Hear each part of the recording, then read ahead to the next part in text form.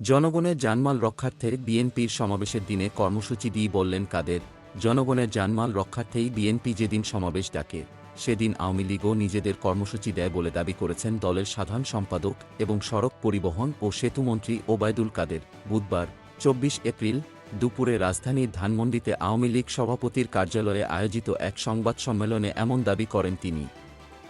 বিএনপির সমাবেশের দিনেই আওয়ামী লীগেরও সমাবেশ থাকে কেন? সাংবাদিকদের এমন প্রশ্নের জবাবে ওবায়দুল কাদের বলেন, বিএনপির সন্ত্রাসী কর্মকাণ্ড থেকে জনগণকে রক্ষায় কর্মসূচি দেয় আওয়ামী লীগ। বিএনপি একতরফা সমাবেশ করতে গেলে সন্ত্রাস ও আগুন সন্ত্রাসের আশঙ্কা থেকে যায়। জনগণের জানমাল রক্ষায় সরকারি দল হিসেবে আমাদের দায়িত্ব আছে। তিনি বলেন, আমরা মাঠে থাকলে বিএনপি নিজেদের অপকর্ম করার ক্ষেত্রে মানসিকভাবে চাপে থাকবে। সেজন্যই আমরা কর্মসূচি দিই। বিএনপির চোরাগোপ্তা হামলা প্রতিহত করতে জনগণের স্বার্থে আমাদের কর্মসূচি থাকা উচিত। আসন্ন ষষ্ঠ উপজেলা পরিষদ নির্বাচনে মন্ত্রী এমপির স্বজনদের অংশগ্রহণের ব্যাপারেও ক্ষোভ প্রকাশ করেন আওয়ামী লীগ সাধারণ সম্পাদক।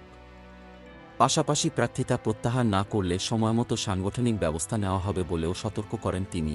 ওবায়দুল কাদের বলেন, উপজেলা নির্বাচনের প্রথম পর্যায়ে প্রার্থিতা প্রত্যাহারের সময় পেরিয়ে গেছে।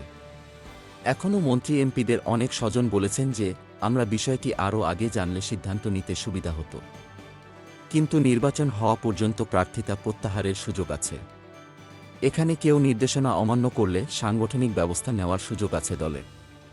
সময় মতো সিদ্ধান্ত নেওয়া হবে। তিনি আরও বলেন, আমাদের দলে ডিসিপ্লিনারি অ্যাকশনের বিষয় আছে।